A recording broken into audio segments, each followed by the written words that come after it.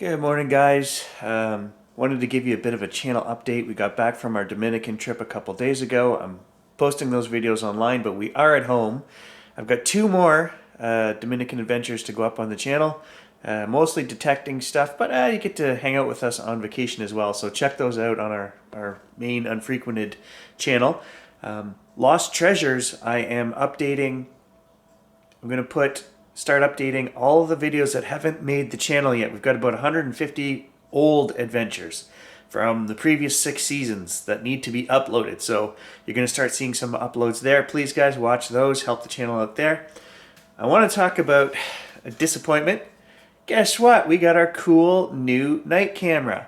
This looks like something out of Star Wars. Actually, you put this end towards you. That end, even though it looks like binoculars, no. And it's a 4K night system that can see in color. How freaking amazing is that? The only problem is that battery doesn't work. Brand new unit, battery will not charge. So I'm a little frustrated. So I've asked them for, there's a couple issues. No instruction book, nothing. This just came in a plastic sleeve and they were like, test it, review it. So, okay, you know what? I do that a lot, guys, with a lot of gear and stuff, and I'm going to say 75% of the time it's junk. It's stuff that, our one 4K trail camera out in the woods back there has no sound. It came to my house. They don't pre-test any of this stuff, and here's another example of it, right? Send it to a reviewer, but don't make sure that he gets an absolutely 100% working copy. And I've taken the battery out and charged it with an external charger. I've tried 3 times to do it through the plug. It will not work, so I'm disappointed. I don't know what's going to happen with that. I did find a bit of a workaround.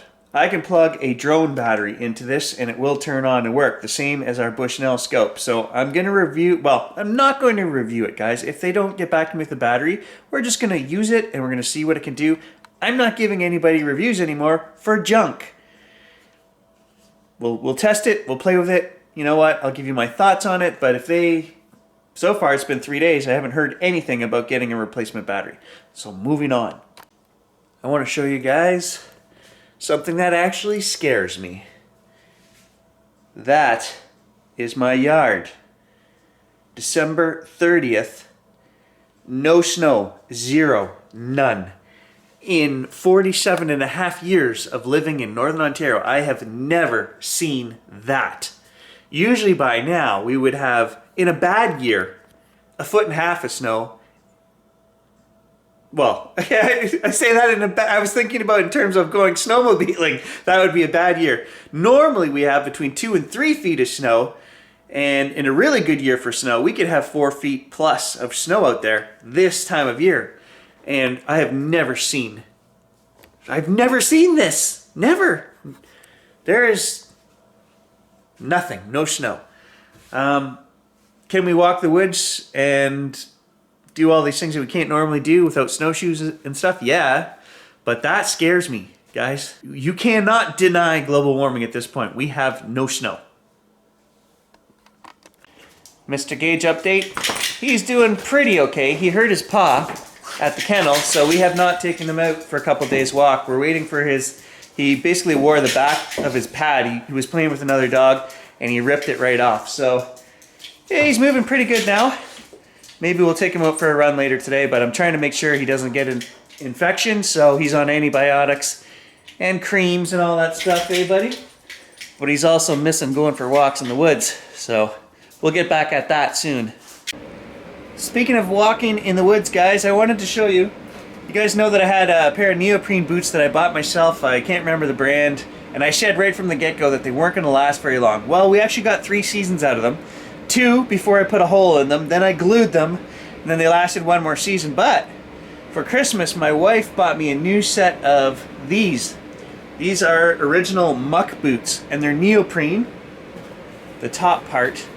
So they move and flex very well. The bottom, it's super sturdy, heavy. These are a very heavy boot. That's the only downfall, is that they're not as light as my other ones. But man, I get the feeling that these things are going to last.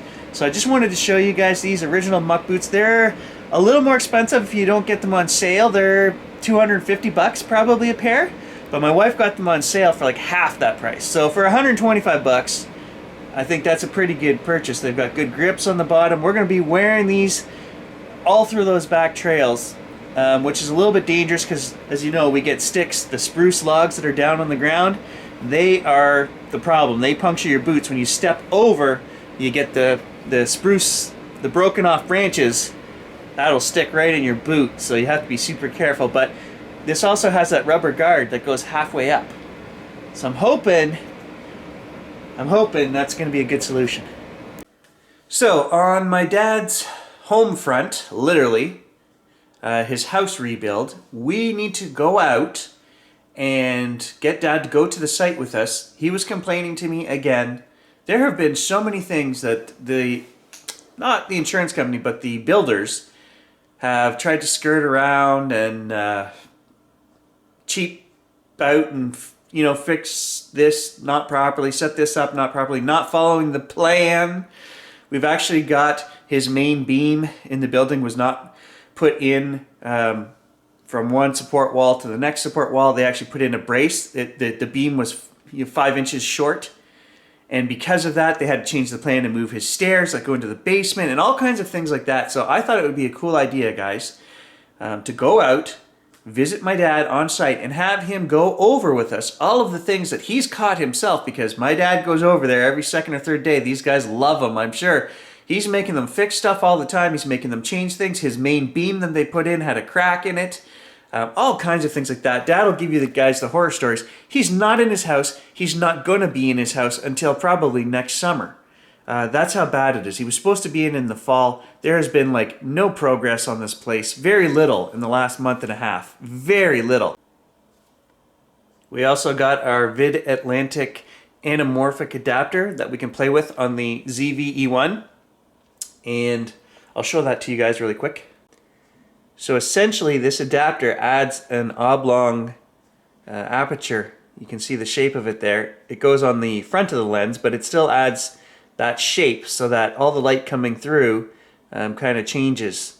And there's also, if you can see, it's very hard to see, there's a piece of line, almost like a fishing line that goes right down the middle. And that's going to add teal flares to any light sources. So kind of a really cool adapter that we can play with. Oh, I saw the fishing line there. Right there, you can see it. You can see it glinting some light. So it's a pretty cool adapter. I'm hoping. We haven't tried it yet. Also, we need to do another Transcending with Gary video. A couple of strange incidents have happened, you know, on our trip. I felt the presence of grace on this trip. I was really grateful to go explore, you know, over Christmas time. I was actually, to be honest, a little sad for the first time. We usually don't go away at Christmas. And the girls even said, we asked them, you know, we were at dinner one night, we said, would you guys rather be away on vacation like this at Christmas or at home? And they both said, at home.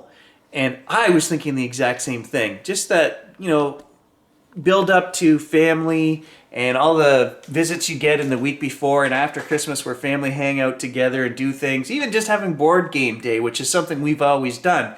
I missed that this year. But there was something that happened on this trip. I heard an amazing story to shiver down the back of my neck right there just thinking about it. My brother-in-law was on the trip with us, and he is not, or was not, to my knowledge, a spiritual man in any way, shape, or form. Chris has always been a pretty materialistic guy, a go-getter, a top-of-the-level executive in multiple companies, not a spiritual guy. And he told me a story, guys, that was absolutely spiritual and amazing and changed him. He actually broke down in tears when he told me this story. I could see the emotion, and I told him, I said, Chris, this story is exactly what I talk about on my channel, what I've been going through since I was about 36, so the last 10, 11 years, a spiritual awakening. And it blows my mind that this has happened now to my brother-in-law, and he has this story that I'm begging him to share with us, because, guys, if he tells it to you, if he comes on the channel, I guarantee he will not be able to hold back tears. This is how powerful this experience was for him.